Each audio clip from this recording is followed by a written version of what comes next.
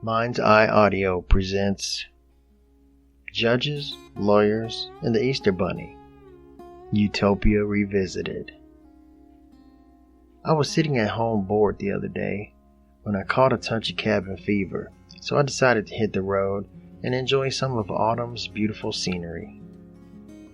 After an hour or so of driving, I realized that I wasn't too far away from a small town called Utopia, where a couple of friends of mine reside. I called them up and told them that I was nearby, and they insisted that I stop in for a visit. I was, of course, more than happy to oblige. This is a true story, partially. Utopia is a nice little town about 100 miles due east of reality. It's a place of free thinkers, peace lovers, and a sometimes very different way of doing things. All in all, I'd say that it ain't a bad place to visit. My friends and I were sitting around enjoying the view from their back porch and making conversation. And suddenly our discussion took a familiar turn toward the unorthodox. I had mentioned something about our upcoming elections when my friend smiled and informed me that we run things a little differently around here. I leaned back in my chair and was prepared for just about anything when I said, "Differently? How so?" He said, "For one thing, we don't have any judges or lawyers around here. We have the law, and if you break it, you get a certain punishment.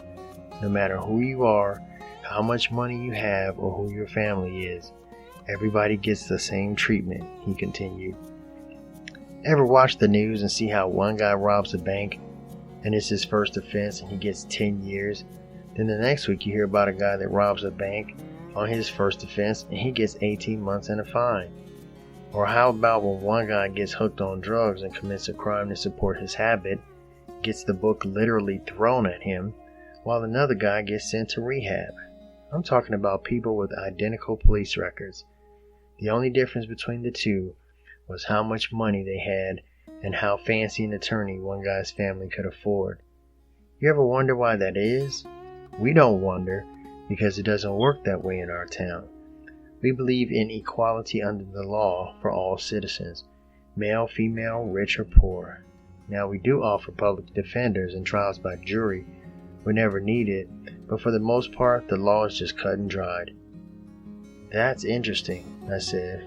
"And another thing that we pride ourselves on is that our politicians serve an unguaranteed term of office, which means that if they make campaign promises, then they better do their best to keep them. It has become all too common for folks to expect that a person running for political office will flat out lie in order to win the election. You can't deny that you've heard cases when a guy says that if you vote for him, then your taxes won't go up. Then after he gets into office, he raises your taxes." I couldn't deny it. He further added, "Around here, if you go against your word, then we the people will fire you. We believe that if a man can't keep his word, then he doesn't deserve to be our leader." This too was interesting, I admitted. Life is complicated enough without society and government trying to make things worse. I guess we just tend to lean toward keeping things simple around here, he said. I listened and was amazed at the fact that, despite bracing myself, my friend still managed to raise my eyebrows. Eventually our conversation about politics and such shifted to less engaging matters, such as the weather. And before too long, I stood up, yawned, and took a look at my watch. It was getting late and I had a long drive home, so I bade my friends farewell again with a promise to come back again just as soon as I can. And I hit the highway. On the drive home, I found myself reviewing the evening's conversation in my mind.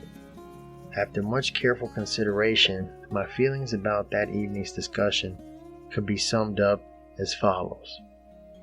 These people certainly have a different way of looking at things and doing things from what I'm accustomed to, but the question is, are the people of Utopia crazy? Or are we, the so-called normal folks, the ones who are crazy? The wrinkles in my brow were probably visible from outer space as I pondered those questions. Then all of a sudden, I broke out into a roaring laughter as I recalled another bit from our earlier conversation. I remember saying to my friend, "So are you seriously trying to tell me that you guys don't believe in lawyers and judges?" He responded with the straightest face saying, "We don't believe in the Easter Bunny either."